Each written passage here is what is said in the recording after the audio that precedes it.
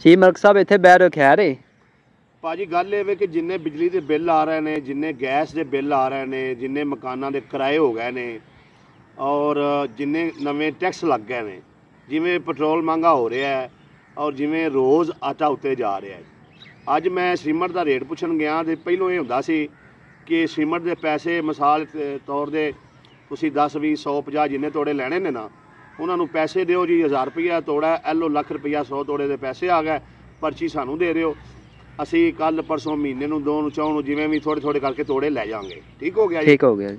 ਅੱਜ ਜਿਸ ਵੇਲੇ ਸੀਮੈਂਟ ਦਾ ਰੇਟ ਪੁੱਛਣ ਗਿਆ ਉਹਨੇ ਕਿਹਾ ਭਾਜੀ ਅੱਜ ਦਾ ਰੇਟ 1180 ਰੁਪਈਏ ਵੇ, ਕੱਲ ਰੇਟ 1200 ਰੁਪਈਆ ਵੀ ਹੋ ਸਕਦਾ ਹੈ, ਪਰ ਪਰਸੋਂ 1220 ਵੀ ਹੋ ਸਕਦਾ ਹੈ।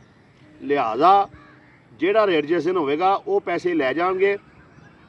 ਇੰਜ ਨਹੀਂ ਹੋ ਸਕਦਾ ਤੁਸੀਂ ਅੱਜ ਪੈਸੇ ਦੇ ਜੋ ਤੋੜੇ ਕੱਲ ਚੁੱਕੋ ਪਰਸੋਂ ਚੁੱਕੋ ਤੇ ਰੇਟ ਅੱਜ ਵਾਲਾ ਲੱਗੇ।